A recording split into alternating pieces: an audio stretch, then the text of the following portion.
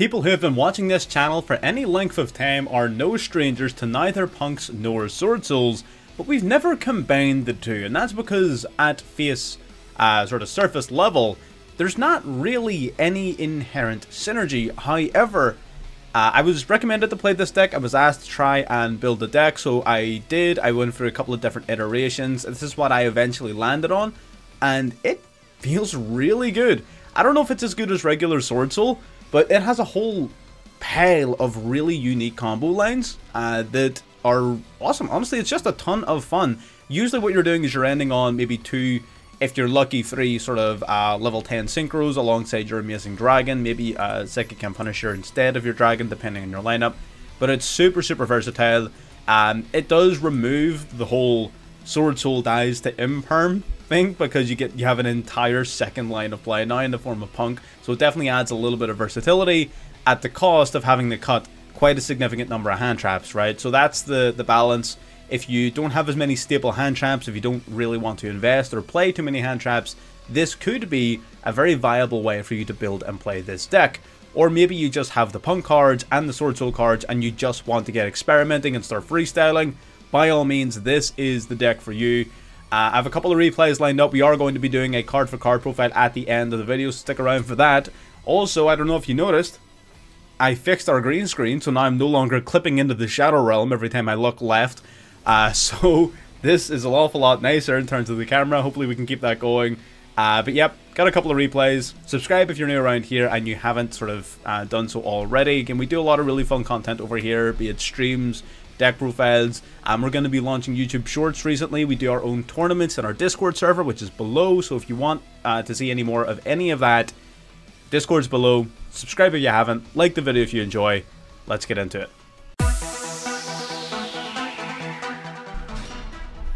Alrighty, getting into game 1 here. We're actually going second, and you can see an awful lot of Tenyis in this hand. So we're going to have to see what's going on here. Playing against Branded. They're going to go Branded Fusion here. Of course, we're going to hit him with the Ash Blossom. I mean, come on. No way we're going to let you resolve Branded Fusion. We'll have to wait and see if he actually has any counterplay to this. He does have Albion the Shrouded Dragon, sending Retribution to the graveyard to draw 1, setting a card and passing. Sucks to be Branded. Drawing into Foxy Toon, hell of a top deck here. We're going to special out the Ecclesia, tribute it off to summon out the Moyi. Moyi activates, revealing Vishuda. We're going to summon out a token here. We go Vishuda first of all to try and get rid of the back row, but the back row was Super Polymerization, fusing away our 2 Water Worm attribute monsters, Super Poly gaining that massive amount of power against Sword Souls because of Garura. Now that suddenly puts us in quite a rough spot. We're going to go Ashuna here. Now we're going to go Foxy Toon, and this is where the Punk engine comes in. We're going to go Xiamen here. Xiamen grab us Madame Spider. We're going to link off our Ashuna into Monk of the Tenyi. Now we're going to normal summon Madame Spider, use its effect to grab the Trap card. Ashuna then banishing itself from the graveyard, summon another Tenyi from deck. We're going to summon Shifana. Shifana then and our Madame Spider into Yazi. Yazi pop itself and the Alibur. Yazi then resummoning the Taya from the deck. Taya banishing the Moyi from the graveyard, summoning another token. Branded Retribution at this stage, activating its effect to add Branded Opening back to the hand. It does actually remove his Garura's battle effect protection, but I think he's counting on that. We're going to go Grandmaster here. Grandmaster searches our deck for a card. Taya mills a card from the deck to the graveyard. So we're going to start stacking our graves, sending Adara. Grandmaster grabbing us the Strategist. Adara then banishing itself from the graveyard, adding back the Vishuda, so we can now discard that off of our Strategist, giving us a level 10. Out comes the tokens into the Ching Ying. Now we are worm locked, so do remember that. We're worm locked because we went for Ashuna's effect. We're going to swing in, take out the Garura. We're now going to get negated by the Alibur, but it's fine. He gets to draw 1 off Garura. He of course has Branded Opening in hand already, so he's building quite a lot of card advantage here. We're going to take out the Alibur with the Xiamen, swing in for 3k, swing in for 1000, bringing our opponent down to 2800, setting our trap cards. We have 2 monster negates as well as the Ching Ying banish 2. So we're in quite a decent position here. Our opponent, however, does have quite a lot of cards at their disposal at this stage. They're going to go Branded in High Spirits, revealing and dropping Rilkalos and Merly to grab Cartesia. Now this is where things get a little bit dicey for us. They're going to go Merly here, shuffling back 2 to bring out Masquerade the Blazing Dragon. That's going to punish us for using effects. Branded Opening, dropping Suliak to summon out the Alibur. Alaba then activating the search of the deck, while Sulik is also going to activate the search of the deck. We're going to use Grandmaster, banishing the Yazi, to negate the Alaba on the field, so it doesn't get searching for the card here. He does get to grab a Havness though, and that's fine. Alaba gets negated. Masquerade going to inflict another 600 points of damage. We're going to banish and banish, getting rid of Masquerade and roll Kalos. He's going to summon out the Cartesia. Now, Cartesia is pretty awkward in this situation for us, because essentially our trap card targets an opponent's monster, negates its effect, and if we control a punk, we gain life points equal to its attack. Now, if we were to target something while he controls Cartesia, he can simply chain Cartesia to dodge our dangerous Gabu. So we do need to be a little bit wary of that and sort of time it right. We can't use it so long as Cartesia is still live. They are going to fusion summon out into Kit Kalos. Kit Kalos being able to generate them a lot of advantage, having a shuffling back 2 to go into Dragon's Stapelia. Kit Kalos activating its effect, grabbing Rhino Heart directly from the deck. Now they're going to activate its secondary effect, targeting itself, chaining the Blazing Cartesia. We are going to let this resolve. They're going to fuse the Kit Kalos away into the Dusk Dragon. Very interesting play here. Kit Kalos summoning out the Rhino Heart. Rhino Heart mill 1, Dusk Dragon mill 1, Kit Kalos mill 5. They're just sending their entire deck to the graveyard. They're just playing from the grave at this stage. Sending 5, sending 1, sending 1 more. I don't believe they have any effects they can use though, because they've already activated all of their Tearlament cards. They didn't mill anything particularly useful, but they are going to get a lot of follow-up. We are going to negate the Dragon's Stapelia. Otherwise he wouldn't have done much to us, honestly, because we would still have our passive effect. He does take out our Xiamen, he does take out our Monk, but that does trigger Shifana, banishing Shifana to resummon a Monk and to pop a card. He does protect himself for Branded Opening, but it does grant us another little banished card here for our Cheng Ying. Albion milling a card to return itself back to deck, Cartesia adding itself back to the hand, and passing turn. So this is virtually impossible for our opponent to turn this one around. We are so far ahead, special summoning the Ecclesia, triggering the Vishuda, banishing it to bounce the Dragon's Stapelia, to banish another 2 cards, to get comboing. And there you have it. GG's. Pretty good match, honestly. But a lot of back and forth going on there, but we did sort of hold control of the game pretty consistently. There you go. And the game too.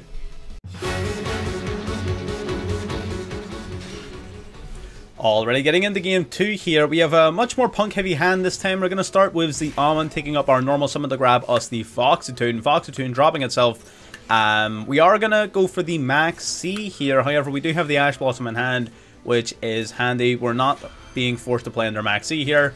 Winning the Max C minigame. Get that out of here.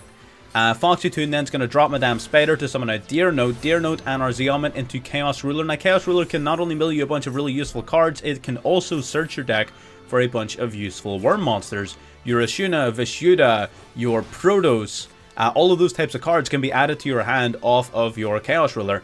I believe at this time we were playing a slightly different version of the deck. We were playing more cards in our deck.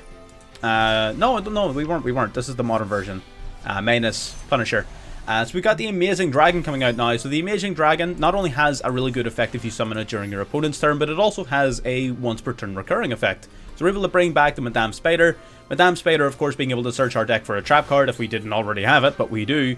We're going to banish the Ashuna from the graveyard while we've got the chance to summon out Vishuda. Synchro summoning off into the Sinister Sovereign. Now we're going to synchro off into the Cheng Ying as well. So there's our extra level 10s. We get to draw 1 thanks to the Strategist effect, as well as, the Sinister Sovereign's effect, as well as inflicting 1200 points of damage to our opponent.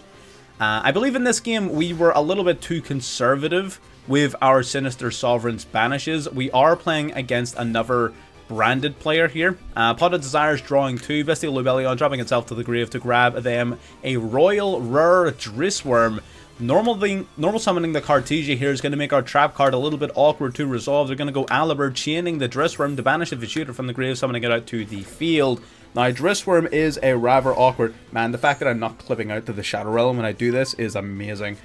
The Drissworm is rather annoying, so we are going to go for Cheng Ying here. He's going to chain the Cartesia. We're going to negate the Cartesia. Don't need to be dealing with that. This Drissworm definitely needs to go.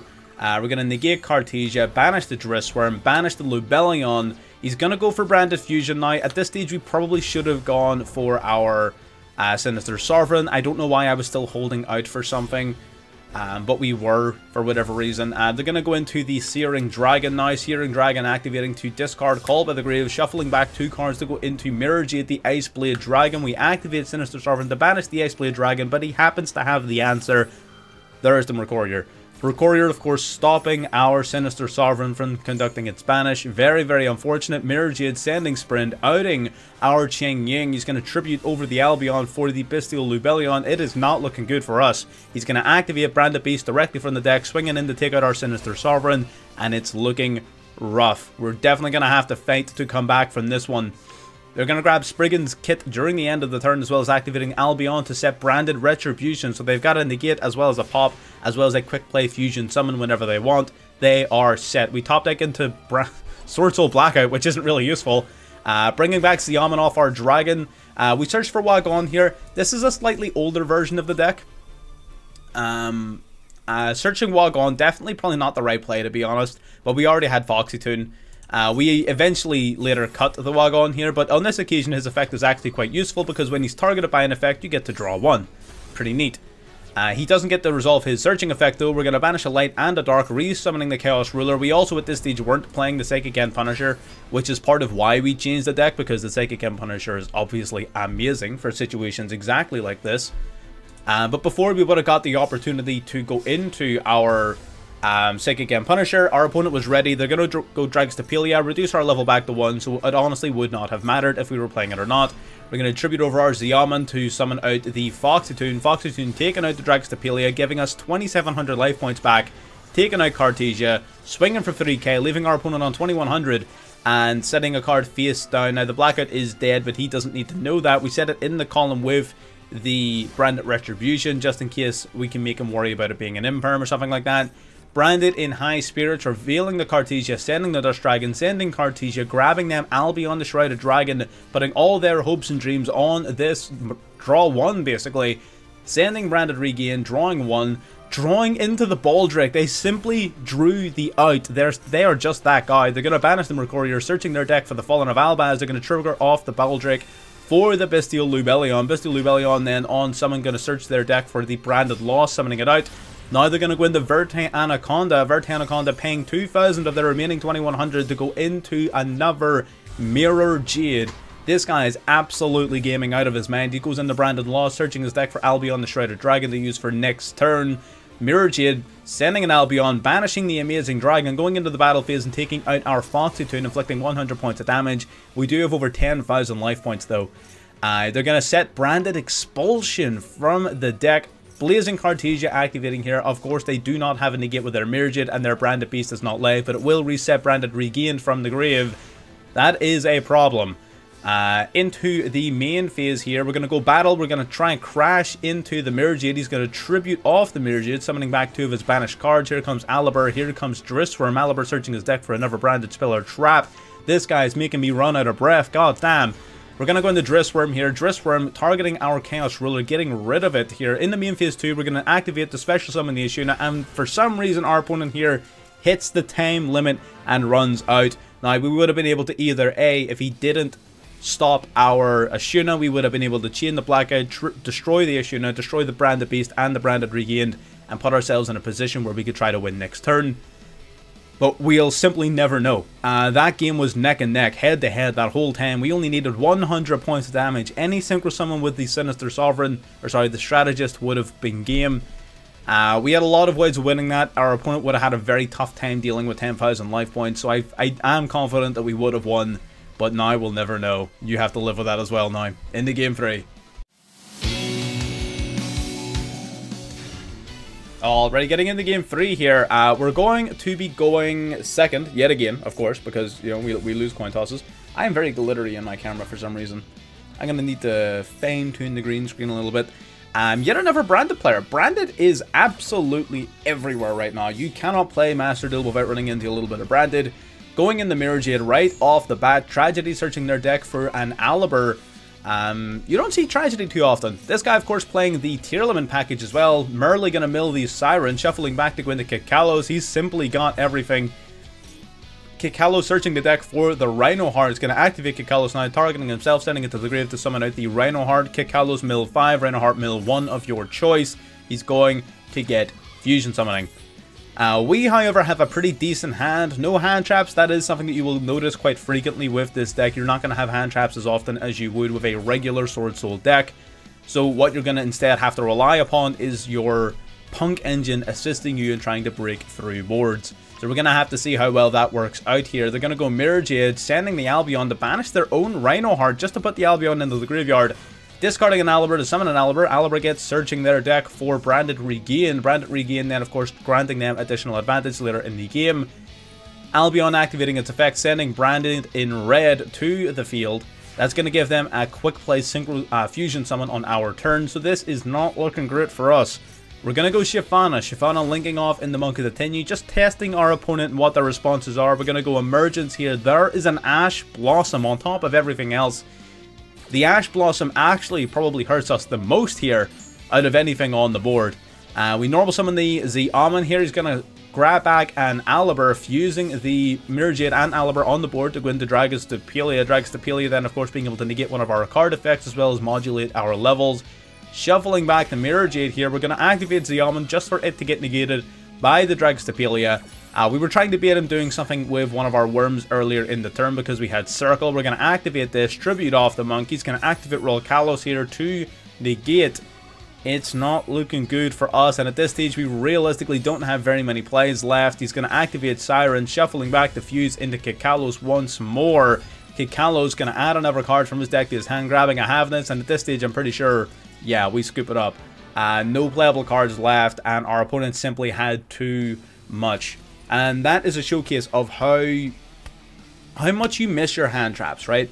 Punk cards are really cool for generating combos and playing through interruptions, but it's really hard to substitute the ability to play a million hand traps, which is what Sword Soul does, right? It is what it is. Let's get into the deck profile. This is our current list. We did cut it down a good bit from what we were playing before. I feel like this is a pretty solid way of playing it. There may be further optimization and changes that come down the line, but for now, this is kind of what I'm settling on. I will be continuing to test and optimize the deck as we go along, of course, don't you worry about that, but this is what we're currently playing and having a lot of fun with. So let's go through the deck. We're going to talk first about the Sword Soul cards and sort of the reason that we went in the direction we did. So you'll notice we're playing a very minimalistic Sword Soul monster engine, 1 Moyi, 1 Taya, and 2 Longwan, while playing significantly more Tenyis than most people would. We got the 3 Vishuda, 3 Ashuna, 2 Shyvana, 1 Adara, as well as 3 copies of Ecclesia. Now, the reason we're doing this is Ashuna and Vishuda actually become a lot better with the Punk cards because these guys are all level 3 tuners, right? So having level 3 tuners spammable out to your board works a lot better with your level 7 Tenyi monsters because you can typically use your Ashuna's effect in Graveyard to much greater effect in this particular version of the deck. Before this version, it was more so just used for recovery, occasionally summoning out a Shyvana or an Adara if you needed it in a pinch, or for like extending into another level 8 if you had a broken hand. But now the Ashuna actually becomes a significantly more powerful recovery play alongside your Punk cards. Vishuda being no exception to that, of course Vishuda being necessary for Ashuna to work. So what do these cards actually do? Moyi, Taya, and the Strategist all operate off the basis of summoning themselves as well as tokens out to the field, their tokens being level 4 tuners. Moyi will, on summon, reveal a Worm or Sword Soul card in hand to summon her token. Taya, as an ignition effect, will banish a Sword Soul or Worm from grave to summon her token. And Strategist will discard a Worm or Sword Soul card to summon itself from the hand as well as a token. So that's how they work, and again, generally you're just going to Synchro Summon off into your monsters. We've all seen Sword Souls a million times. I'm not going to insult your intelligence. We know how to play Sword Soul. If you don't, check back to some of our dedicated Sword Soul videos. They go into it in a lot more detail. Ecclesia, of course, being part of the Sword Soul engine because you can basically tribute her as a quick play effect to special summon any of your Sword Souls from the deck. It can also special summon itself to the field if your opponent controls more monsters than you, which makes it a pretty valuable tool going second in particular. So we do want to max this out because this deck, the reason we're only playing 1 Moyi and 1 Taya is the deck really has a lot of competition over its normal summon. You do, of course, have Zeoman, Madame Spider, both being really good normal summons. You have Moyi as well as Taya, both being really good normal summons. So there was a lot of competition over who gets the normal summon. So considering we have so many ways of getting into our Sword Soul cards, and considering the Sword Soul cards are a little bit heavier in terms of prerequisites for them being useful, I figured we're going to lean more into normal summoning the Punk cards and rely more heavily upon using our abilities to search our deck to get access to our Sword Souls, which has been a really good way of playing it thus far. You have a lot less dead Moyis in your hand than what you did when I was playing it with 3 Moyi and 2 Taya. So I think this version, playing the Sword Soul ratios like this, definitely plays into the engine a lot better. You could, of course, do the inverse. You could cut down on the number of Punk cards you're playing in terms of normal summons and use those same numbers to bulk up your Sword Soul normal summons. It really does just depend. But because the Xiamen is sort of like a 1-card starter as opposed to like a 1.5 of the Moyi, I sort of valued it over the Moyi, considering we could get access to Moyi through our Tenyi cards, through our Yazi, through Ancient Fairy Dragon, which is a really cool addition that I'm going to talk about in a minute. But yeah, so 1 Sword Soul, Taya, Moyi, 2 Longwan, 3 Ecclesia, 3 Ashuna, Vishuda, 2 Shifana, and 1 Adara. That is our worm lineup right there. We are, of course, also playing 3 copies of Sword Soul Emergence, 3 copies of Heavenly Dragon Circle, and 1 copy of Sword Soul Blackout. And our, finally, Arch Nemesis Protoss, one of the key monsters in any real worm strategy, or most strategies overall, to be perfectly honest. Protoss is pretty nuts. Basically just a huge floodgate, summons itself out, indestructible by card effects. Crazy, crazy card. Then we've got the Punk Engine. So the Punk Engine, we've got the 1 Madame Spider, we've got the 3 copies of Xiamen, we've got the Singular Deer Note, and we've got 3 copies of Foxy Toon, 2 copies of Emergency Teleport, and 1 copy of Dangerous Gabu. So it all sort of centers around being able to spam your monsters out to board. It's not as heavily reliant upon the Deer Note as other versions of the deck are, and the Chaos Ruler. Chaos Ruler is a neat play that you will do on occasion. It generates a lot of follow-up, but it's not the only use of this engine anymore, not by a long shot. Madame Spider will pay 600 life points to search your deck for the Dangerous Gabu, which is basically just a monster negate. Xiamen will pay 600 life points to search your deck for another Punk monster. Deer Note is a level 5, which does make it unique and is notable. When this card is sent from the field to the graveyard, you can target another Punk in the grave to summon it back, so this card is phenomenal for extending, especially in combination with your level 8 Synchros. Synchro this and one of your level 3s off into your level 8s, and then bring back either a level 3 or a level 8 to continue comboing. Pretty good. We of course have 3 Foxy Toon, which will discard itself as well as another card in your hand to special summon a Punk from the deck. Almost always going to grab your Xiamen. If you already have Xiamen on the field somehow, then maybe Madame Spider or Deer Note is going to be what you're going for. Probably Deer Note over Madame Spider. But yeah, Foxy Toon is really, really awesome in this version. She's especially important in this version because you're really trying to take the pressure off your normal summon. Which is why we're not even playing Sharkusai, right? We're not even playing Sharkusai to make it into like a 1-card starter because that eats your normal summon. So in this version of it, we're literally just trying to take as many normal summons out of our deck as we possibly can so we can, you know, sort of share the love a little bit when it comes to using it. And lastly, 2 copies of Emergency Teleport just summons a level 3 from deck, either your Madame Spider or Xiamen, whatever works. We were playing initially a 50-card version that included Wagon and a few copies of the Field Spell, as well as a Necro Valley to play with Ancient Fairy Dragon, which was pretty funny. But it didn't come up often enough to be useful, so we ended up cutting it down in the interest of consistency. And lastly, of course, anti-Maxi package. We have triple Maxi, triple Ash Blossom, double Call by the Grave, and a singular cross-out Designator. And that covers the entire main deck. Again, the main deck is... it's a little complex, and I can't even say for sure that this is like 100% the way to play it. But I feel like the complementary way of going into a bunch of level 10s, your Shifana making level 7s a little bit more consistent, which is where your Ancient Fairy Dragon comes in. The Punk Engine having priority because you're able to search for and summon out your Sword Soul cards with amazing ease. I feel like this is really balanced, a really balanced way of playing it. The only complaint I have about this deck is it doesn't play that many hand traps. That's my only issue with this deck. If I could cut 3 cards from this and play like 3 Imperm while not hurting my consistency, I would feel a lot better about this deck. Like, if I could cut like a Vashuda and a Shuna and maybe a Shyvana and squeeze in like 3 Imperm, I would feel a lot better about this deck. But I feel like having the additional worms and the additional monsters is very, very important. Getting into the extra deck, Ancient Fairy Dragon. I keep on talking about this card, and this is a card that not a lot of you probably know is even playable at the moment, but this basically has a couple of effects. We were initially using its field spell effect, where it can pop a field spell to search your deck for a different field spell, and that was cool and funny and neat, but it was too inconsistent. It was a pretty interesting way of searching your deck for Necro Valley, which was dope and did win us some games, but it just wasn't consistent enough. Its main effect, however, is the ability to special summon a level 4 lower monster directly from your hand. So the idea behind that is in a situation where you have to choose your normal summon between Moyi and Xiamen, going into the Ancient Fairy Dragon means you no longer have to choose, you can just do both. So that was the basic sort of idea. Yazi pops itself as well as another card on the field, and when this card is destroyed, you summon another worm directly from the deck, usually your Taya, unless you have a reason not to. Card's pretty good, pretty awesome for follow-up. It's a nice target to summon, a nice level 7 target to summon while under your Ashuna lock, because this does lock you in the worms. So yeah, Yazi's pretty good. Boxia, on summon, target cards in your opponent's field up to the number of different attributed worm monsters used for its summon and spin them back to deck. Boxia is really good at breaking boards.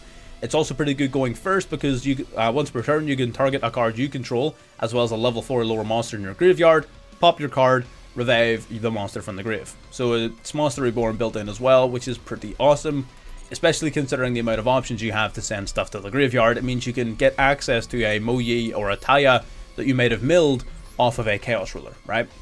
So Boxia is pretty awesome. The extra deck is super tight though, otherwise I would probably be playing another copy of it. Chaos Ruler, of course, you're playing Punk, so you have to play the Chaos Ruler. This card is absolutely bonkers.